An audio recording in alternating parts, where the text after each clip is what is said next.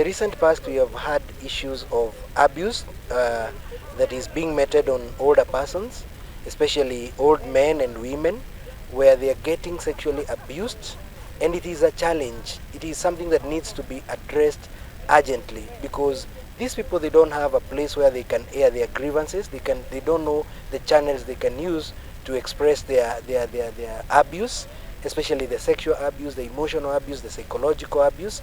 So we would urge the government to set up establishment where older persons can freely and comfortably express their grievances, especially when they are meted with abuse, because this has become very rampant. And this abuse, mostly it comes from the people who are living with the older persons, the caregivers, the sons and daughters of our old grandmothers and grandfathers. And if we don't raise their voice, if we don't advocate and create awareness on abuse prevention towards the older persons, we will be losing as a government. We are therefore recommending the government, the same way that we have children's office, that we have the youth office, that we have the women and gender office, can we establish an office for the older persons? And how I pray it can be cascaded to every sub-county, so that, because this is an issue that comes a lot with shame, comes a lot with stigma, and these older persons are suffering in silence. It has come to our attention that there's a lot of abuse, and especially sexual abuse. Men are being sodomized, and especially for those who are taking alcohol, you find they take alcohol, and when they are intoxicated, they are not able to defend themselves. I would advise all men to take care of themselves, to go home early. For those who are taking alcohol and getting intoxicated, please stop the use of alcohol and intoxicating substances, because once you lose your sobriety, you will not be able to defend yourself. And is it a must that you take alcohol? And also, I would address the people who are sodomizing, the people who are causing that sexual harm to older persons. This is very antisocial. It is very ungodly. It is something that should be not happening in our community.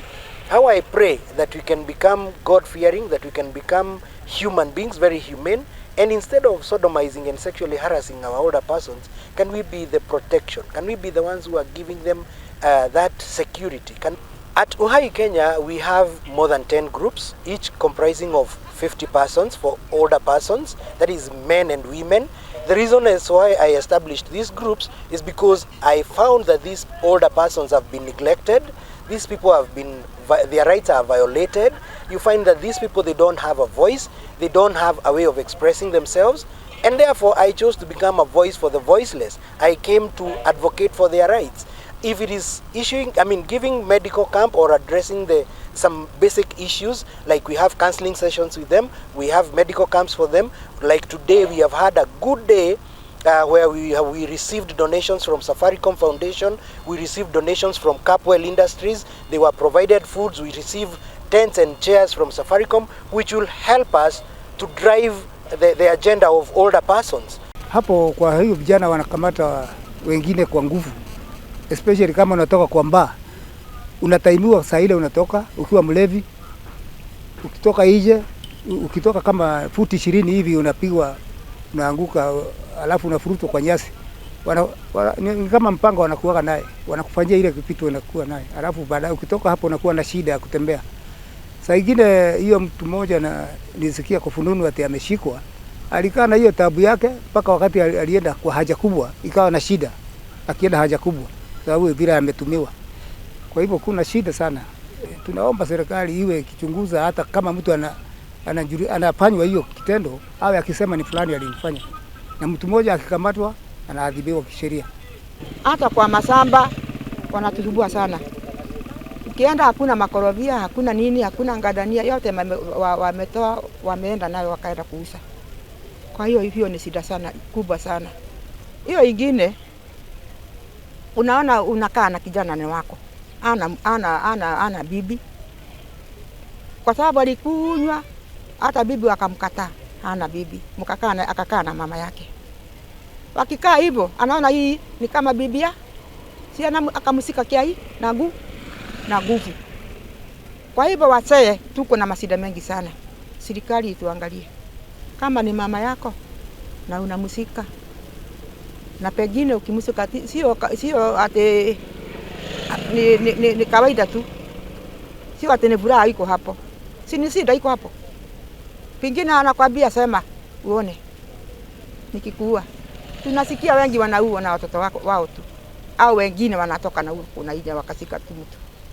Serikali hiyo ni kazi yao, kwa sababu hii mtu anafanya hiyo kitendo ni mhalifu. Si wamusike na atendo mabaya, kwa sababu wakikataa kuasika na kuwabajia mabaya, hata wengine wataendelea tu.